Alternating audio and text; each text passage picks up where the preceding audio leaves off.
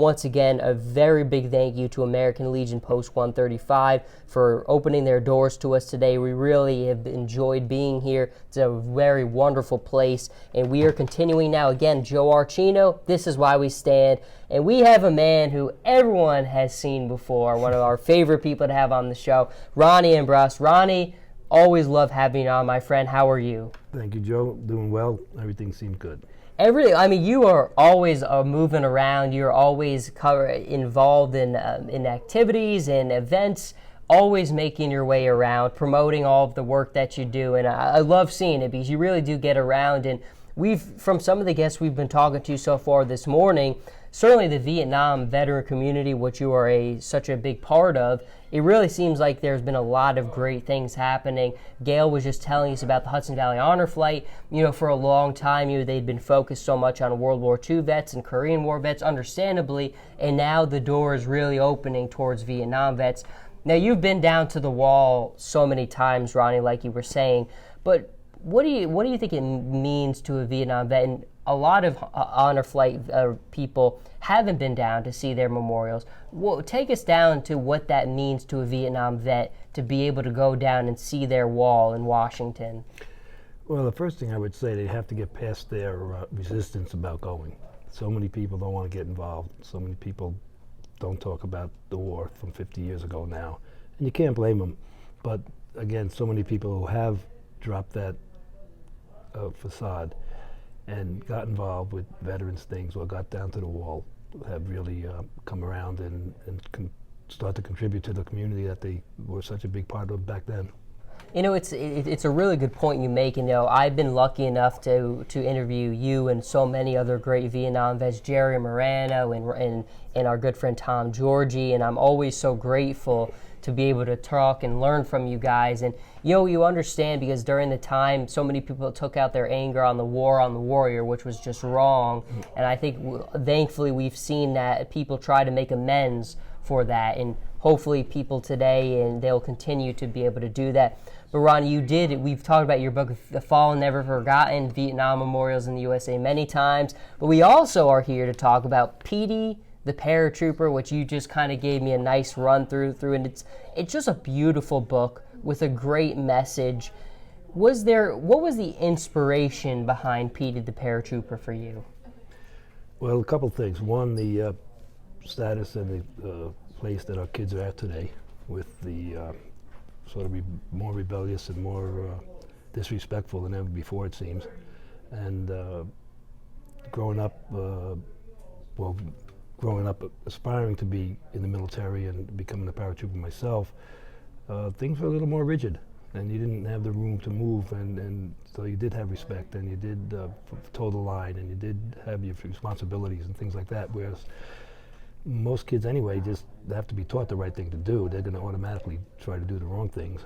And so we decided, being a paratrooper, my son Matt and I figured that we'd call it Petey the Paratrooper and try to write a book to where the kid starts out as a kid and grows up to be a well-disciplined and contributing member of society by the time he gets to be 20, 21, which is great. It is such a great and important message, especially this day and age, like you were saying. And, one of the things I'll never forget is I got to interview a Pearl Harbor survivor, Armando Chicolea, and he said, you could just see how it pained him when he talks to kids. So many don't even know what Pearl Harbor represents or what that moment in history means.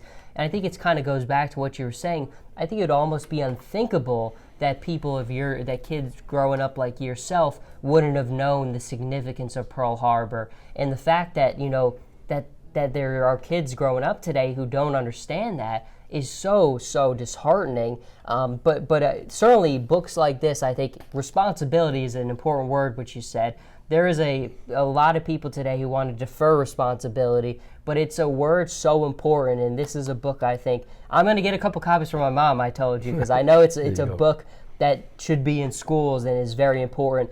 One of the things, Ronny, I do want to talk to you about, too, is the Bastogne banquet. Right. You invited me to come down and be a part of it last December, and it was something I'll never forget, getting to interview Vincent J. Speranza, 101 Airborne, fought at the Battle of the Bulge at Bastogne. And one thing he said to me, and I think you were listening to part of the interview, was what his dad told him and his brothers. His dad told him and his brothers this message: this nation must not fail. And again, his parents were Italian immigrants, but the level of love they had for this country, because his dad told them, this country's been good to us, and now it's our turn to go and make sure we do whatever it takes so this nation does not fail. I'm sure you had that same kind of mentality from your service to our country, but what does it mean to you to follow in the footsteps of somebody like Vincent J. Speranza when you served in Vietnam? Yeah, well, the basic overriding emotion I had was, how would I say this, honoring the country. Is give it back and to take part and to continue to run, carry the flag. What I used to see in late 50s and early 60s movies with like To Hell and Back with Audie Murphy and Longest Day and all the John Wayne movies and A Bridge Too Far, obviously a couple of paratrooper movies there. And then my brother went in the Army, became a paratrooper and became a rigger, served in Germany for 3 years, or 2.5 years, whatever. And I didn't know what I was doing out of high school, but I knew there was some, being on a football team and the co-captain of a track team, you have a little bit of leadership, you have a little bit of responsibility, and you have to be dedicated to what you're doing, and you have to set the example. And that's what I think so many people failed to do with the Vietnam War, following the much honored group from World War II, and then again, Korea was a disaster in a way of not wanting to win wars anymore. But to keep our way of life going, things have to be going, everybody has their political and their economic issues about that, but you still have to, somebody has to sacrifice. And that's the big thing, the word sacrifice. And hopefully one day there'll be no war. It's so important, everything you said right there. It's the way I look at the flag certainly is that flag has been there since the very beginning, and from the Revolution to the Civil War to the Korean War, World War II, Vietnam, it's always been there, and it's almost an eternal monument, and it's always been watching over those who have been in all those conflicts. And you talk about sacrifice, that is what that flag embodies, and that's why it's so important. I think the message of what our show is, and it's all about respect for that. And when you listen to somebody like Vincent J. Speranza's story, and such as yourself, and I mean, you've been on this show before, and you've talked to us about the combat that you saw in Vietnam, and it's all about gratitude and expressing that to the people such as yourself for everything you've done for our country, because it's generation after generation. People talk about the greatest generation of World War II.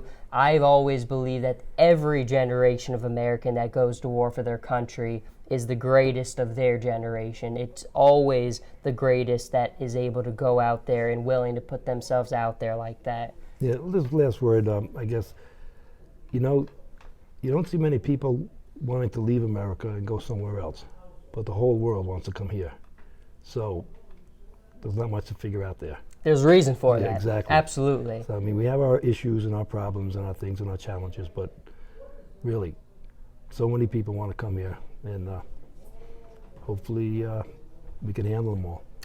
There's no better place, and certainly when you start with foundational principles like this, Petey the Paratrooper, I'm excited to sit down and flip through it because the art in it is awesome. The writing in it is so cool. You guys even got something on the App Store for it, which is awesome. I mean, it's just you and your son. I didn't even catch that. The two of you on the back. That's just, it's awesome. And it's all personality. You really see the heart that goes into it, Ronnie. And this is from ages 4 to 173. 4 to 173. That means from the 4th Battalion, 25th Division Airborne in the 25th Division to 173rd, and everybody between the different outfits, 101st, 82nd. I love that. Yeah, there you go. You know, it's funny, when you look at the publisher, the publisher is Are You Airborne? That's true. That's a fine publisher if I have heard one. Thank you. But Ronnie, I'm so glad, like I said, you are always on the move and always be at places, so when we get you back here, it really always means so much, and I wish you the best of luck with the continued success with the book, and looking forward to seeing you in December. And we'll be at Patterson Military Show in November up in Patterson, New York at the Rec Center, and at Best Known West Point the second weekend of the month. Very nice. Thank And you. that's going to be very important, because not only are we commemorating the 75th anniversary of the Battle of the Bulge, Right. that December 7th obviously is also the anniversary of the attack on Pearl Harbor. Right. Ronnie, it always is the Thank you. best to see you, my Thank you. friend. We'll see you again soon.